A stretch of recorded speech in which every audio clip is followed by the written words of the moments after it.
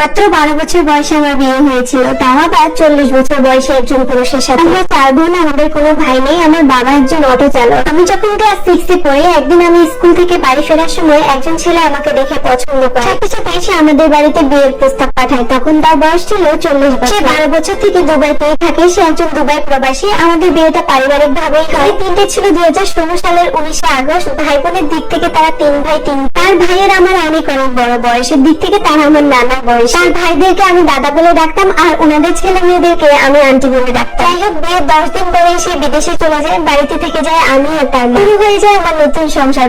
প্রথম কিছুই পারতাম না, এরপরে আস্তে আস্তে সব গুছিয়ে নিয়েছি। সংসার করার পাশাপাশি শুরু হয়ে গেল আমার উপর মানসিক চাপ। আমাকে কারোর সাথে মিশতে দিত না, আমাকে আমার বাবার বাড়ি পর্যন্ত যেতে দিত না। গেলেও হয়তো 5 দিনের বেশি থাকতে পারতাম না, আর যদিও থাকতাম সে আমার সাথে কথা বলা বন্ধ করে দিত। আমাকে কোনো প্রতিবেশী মেয়েদের সাথে মিশতে দিত না, বলতো আমি নাকি তাদের সাথে মিশলে খারাপ হয়ে যাবো। সবাই বাইরে গল্প করতো, আড্ডা দিত, মজা করতো, আমি শুধু একা একা ঘরের ভিতরে বসে থাকতাম। আমার কাছে কোনো মোবাইলও ছিল না। বাইরে সবাই আড্ডা দিত আর আমি একাই ঘর বন্দী হয়ে বসে থাকতাম। ভাবতাম এখানেই মনে হয় আমার জীবনটা শেষ হয়ে গেছে। জানালার দিকে তাকিয়ে থাকতাম আর কান্না করতাম। তার সাথে সে কথা বলতো তার ভাবের মোবাইল দিয়ে, অথবা আমি আমার বাবার বাড়িতে গেলে আমার বাবার মোবাইল দিয়ে, তাও মাত্র 2 মিনিট অথবা 5 মিনিট। একসময় আমার বাড়িতে সবাই এ নিয়ে কথা বলে যে একটা মেয়ে কখনোই এইভাবে একা একা থাকতে পারে না। এরপর আমার বাড়িতে বলার পরে আমাকে একটা মোবাইল দেয় ঠিকই, কিন্তু সেই মোবাইলে কোনো সিমও ছিল না, ইন্টারনেটও ছিল না। আমি শুধুমাত্র গান শুনতে পারতাম। আমার বাড়ি থেকে আবার তার সাথে যোগাযোগ করা হয়। এরপরে আমাকে একটা সিম দেওয়া হয় এবং 1 GB ইন্টারনেট দেওয়া হয়। আর সেই ইন্টারনেট আমি তখনই ইউজ করতে পারতাম যখন সে আমাকে ফোন দিত। এই কল করার আগে আমি যদি ইন্টারনেট অন করতাম তাহলে সে আমার সাথে অনেক ঝগড়া করতো, কথাগুলো অফ করে দিত। 2 বছর পর সে দেশে আসে, আর আসার সাথে সাথে সে বাচ্চা নেওয়ার জন্য ব্যস্ত হয়ে যায়। অনেক চেষ্টা করার পরও সেরকম কোনো ফল পায় না। 9 মাস থাকার পরে সে আবার বিদেশে চলে যায়, আর এই বিষয়টা নিয়ে আমাকে সবাই অনেক কথা শুনিয়েছিল।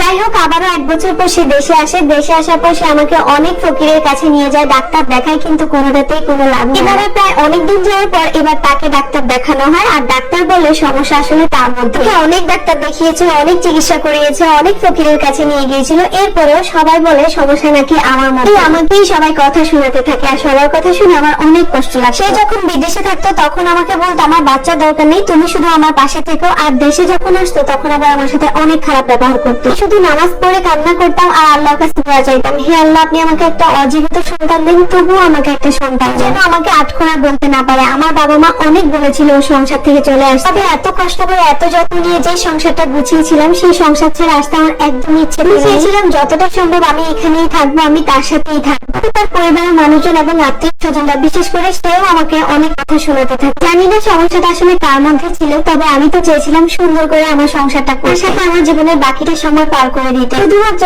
একটা সন্তানের জন্য আজকে আমার এত সুন্দর সাজানো গোছানো সংসারটা ছাড়তে হয়েছে। এর জন্য মানা হতে পারে কষ্টের আর কিছুই নেই। মেয়ে কোনোদিন মা হয়নি, সে বলতে পারেন মানা হওয়াটা কতটা কষ্টদায়ক। এইভাবেই সবার কথা শুনতে শুনতে কেটে যায় 6টি বছর। 6 বছর পরে তার সাথে আমার ডিভোর্স হয়ে যায়। ডিভোর্সের তারিখ ছিল 2024 19 আগস্ট। আর শুধু এই কারণেই তার সাথে আমার প্রায় 8 বছরের সংসারে বিচ্ছেদ হয়ে যায়। আমার অনেক ইচ্ছা থাকলেও সেই সংসারটা আমাকে ছাড়তে হয়, আমাকে ওই বাড়ি ছেড়ে চলে আসতে হয়। শুনেছি সে নাকি এখন আমার বিয়ে করেছে। আমার তিলে তিলে গড়িয়ে তোলা সংসারটা অন্য কেউ রাজত্ব করছে। তাকে বাচ্চা দেয়নি, তার মতো দুর্ভাগ্য এই পৃথিবীতে আর কেউ নেই। সবচেয়ে বড় উপহার হচ্ছে একজন সন্তান। আজকে যদি আমার একটা সন্তান থাকতো তাহলে আমার তিলে তিলে গড়ে তোলা সংসারটা অন্য আরেকজনের হাতে চলে যেত। জানি না সেও কখনো মা হতে পারবে কিনা, তবে দোয়া করি সে ভালো থাকে। আমার মতো এমন পোড়া কপাল আর কোনো মিল না। গল্পটার সাথে আমার বাস্তব কোনো মিল নেই, তবে আমি সেইসব পুরুষদের বলতে চাই যারা একটা সন্তানের জন্য এত সুন্দর সংসারটা শেষ করে। মনে করি আল্লাহর সিদ্ধান্তকে মেনে নিয়ে নিজের জীবন সঙ্গীর সাথে জীবনটা কাটিয়ে দেওয়া উচিত। কখনো একটা সন্তানের জন্য নিজের জীবন সঙ্গীকে পর করে দেওয়া বা তাকে সংসার থেকে চলে যেতে বাধ্য করা উচিত না। কারণ জীবনের শেষ বয়সে আপনার সন্তান নয়, আপনার জীবন সঙ্গী কিন্তু আপনার পাশে থাকবে। দেখা হবে নতুন কোনো ভিডিওতে। সে পর্যন্ত সবাই ভালো থাকবেন। আল্লাহ হাফেজ।